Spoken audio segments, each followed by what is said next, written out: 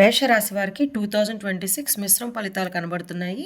గురువు 3, 4, 5 స్థానంలో సంచారము అనేది ఉంది. అదేవిధంగా ఏళ్నాటి శని యొక్క ప్రభావం ఉన్నప్పటికీ కూడా రాహు యొక్క అనుకూలమైన లాభస్థానం సంచారం వల్ల ఎంఎన్సి కంపెనీలో పనిచేసే వారికి, ఫార్మా ఫీల్డ్, అదేవిధంగా మెడికల్ సంబంధించిన ఏ వృత్తి వారికైనా కూడా ఈ సంవత్సరం అనుకూలంగా ఉన్నది.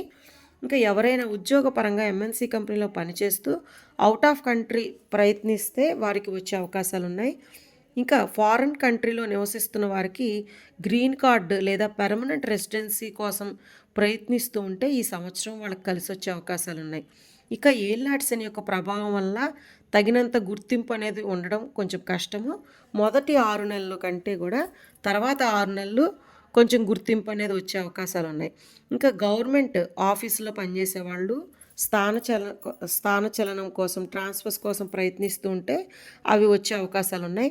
గృహము, సంతానం కోసం ఎదురు చూసేవారికి అక్టోబర్ నుంచి అనుకూలంగా ఉన్నది. మొత్తం మీద మేషరాశి వారికి ఈ సంవత్సరము స్టార్టింగ్ కంటే ఎండింగ్ బాగుందని అనుకోవచ్చు. ఇక మరింత ఫలితాల కోసము శివారాధన లేదా ఆంజనేయ స్వామి యొక్క ఆరాధన కలిసి వచ్చే అవకాశాలు ఉన్నాయి. స్వస్తి. చొప్పలి అంజనీ సౌజన్య.